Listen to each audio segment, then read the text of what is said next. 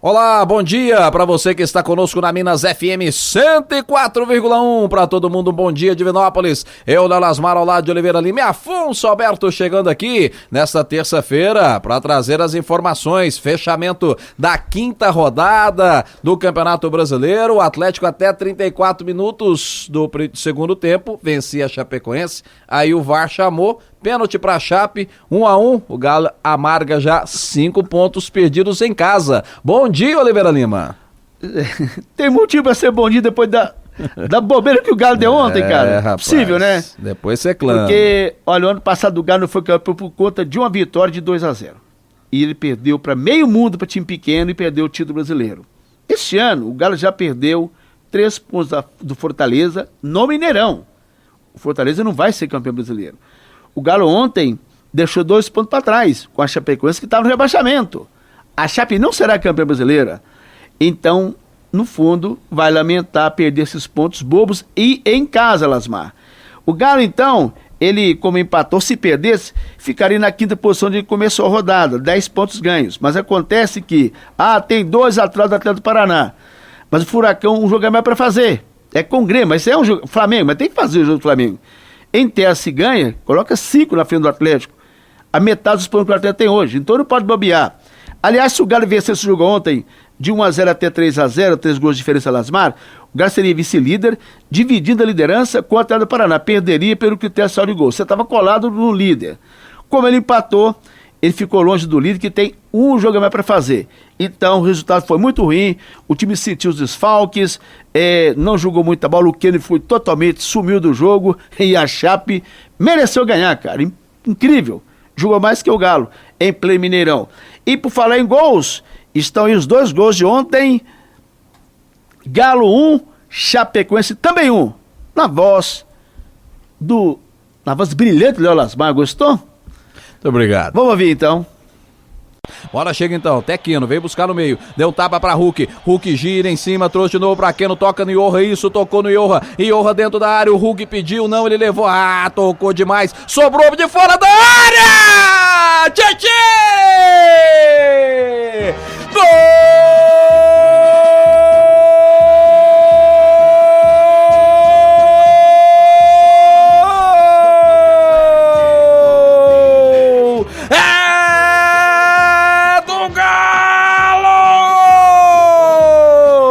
O que parecia que ia dar errado, o Iorra levou, o que não sabia o que fazer, Rodolfo Tosques Marques deu o corta-luz perfeito pro Tietê, canto direito de João Paulo que nada pôde fazer, então vem Ravanelli, autorizado por Rodolfo Tosques Marques, correu, bateu, é gol!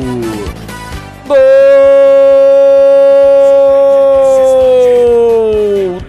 Chapecoense!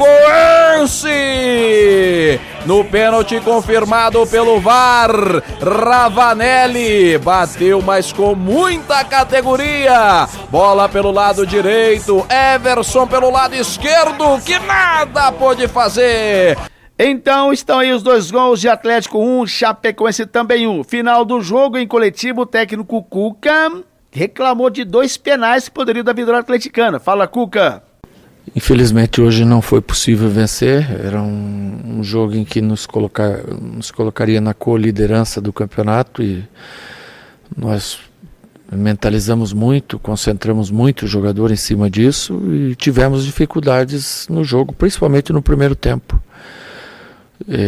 O adversário com uma referência e um velocista na frente tinham sempre nos levaram perigo, nós mesmo com meio campo bastante forte na marcação e com boa armação, nós fomos vulneráveis nesse setor durante metade do primeiro tempo, depois nós consertamos e o adversário ali teve chance de sair na frente, inclusive, mais chances do que propriamente nós. No segundo tempo nós tivemos o controle do jogo, aí sim comandamos, só que esse tipo de jogo 1-0 ele é perigoso, qualquer lance pode te custar os 3 pontos. Já tínhamos tomado uma bola na trave num rebote um pouquinho antes, Eles não tinham tido outras grandes oportunidades, mas é um jogo perigoso. E numa jogada individual, nós acabamos cometendo o pênalti e aí saiu o empate, né? O time tentou buscar o gol da vitória, perdemos chances incríveis, mas assim, tivemos pênaltis, né? Não marcados, mas também isso é um outro tema que eu prefiro até nem comentar, deixo para vocês analisarem o pênalti no Tietê e no Hulk, ainda que o rapaz tenha batido na bola, a gente vê que ele tira o controle do Hulk, né? Derruba ele com uma batida na panturrilha, e lance interpretativo que poderiam ter sido chamados ao VAR, e curiosamente acabou que não foi. Mas temos que ressaltar o jogo que a Chapecoense fez, que foi uma bela partida também, e mereceu, dentro da proposta que eles fizeram, o empate, ainda que eu ache que esses pênaltis, pelo menos deles, poderia ter sido o diferencial do jogo. Beleza, seu Cuca, e de seu Cuca pro seu Afonso, que está em Belo Horizonte, o Cuca também está em Belo Horizonte. Afonso Alberto, o Galo deixou pontos para trás, uma chance ótima de virar líder. Alô, Afonso, esse Galo 1, Chape também 1. Alô, meus amigos, um grande abraço. Olha, jogo de ontem complicado pro Atlético, hein? Jogo bem complicado, embaçado, foi um jogo encardido. Eu disse na jornada, um jogo enfumaçado, lusco-fusco, onde a Chapecoense teve grandes oportunidades no primeiro tempo, no mínimo duas, de sair na frente. Uma que logo no primeiro minuto de jogo o Everson saiu, abafou, cresceu em cima do adversário. A outra, numa vacilada do Hever, que o Hulk saiu lá da intermediária, campo ofensivo do Atlético, defensivo da Chapecoense, e foi lá dar conta do recado como se zagueiro fosse. E o Atlético teve muita dificuldade, pelo menos pelas beiradas de campos, com o Fernandinho do lado direito, com o Ravanelli jogando pelo lado esquerdo do Atlético, o jogador do Atlético Paranaense emprestado a Chapecoense. O Ravanelli deu um trabalho danado pro Guga, que não pôde subir tanto, um trabalho danado, mas depois o Guga ainda assim tentou ocupar aquela beirada de campo ali para ajudar o Johan, e o Fernandinho do lado esquerdo, o Fernandinho jogou do lado esquerdo, também exigiu muito do Arana, depois ele foi para o lado direito, ele foi para cima do Guga, o Fernandinho também, a experiência, bom jogador, como é o Ravanelli também, e a Chapecoense assustou o Atlético, deu muito trabalho ao Atlético, usando a habilidade e experiência, experiência principalmente do Fernandinho, nesse jogo de ontem, onde o empate ficou de bom tamanho para a Chapecoense, muito ruim para o Atlético. Ruim porque eu já disse aqui que não são os mesmos campeonatos, embora seja o Campeonato Brasileiro que os dois disputam. Só que a Chapecoense vai brigar ali do 10º lugar para baixo e o Atlético vai brigar do 10º lugar para cima. É o que a gente imagina.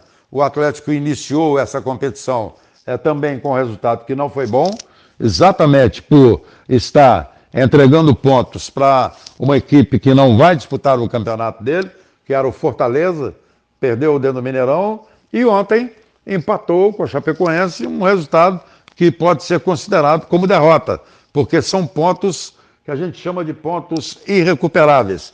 E o Atlético não pode se esquecer de que o ano passado ele perdeu o campeonato exatamente por 3 pontos, e perdeu pontos contra esse Fortaleza, por exemplo, e a própria Chapecoense não, perdeu ponto para times com o nível da Chapecoense no campeonato do ano passado.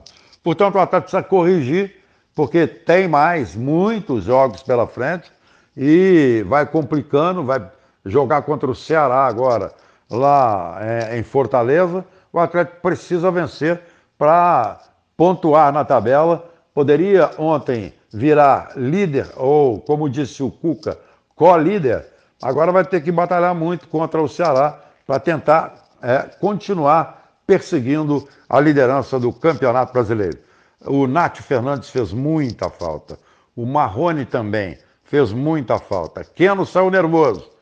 Menos, viu, Keno? Você estava muito mal no jogo. Menos. Um abraço a todos. Falando agora do Cruzeiro, hein?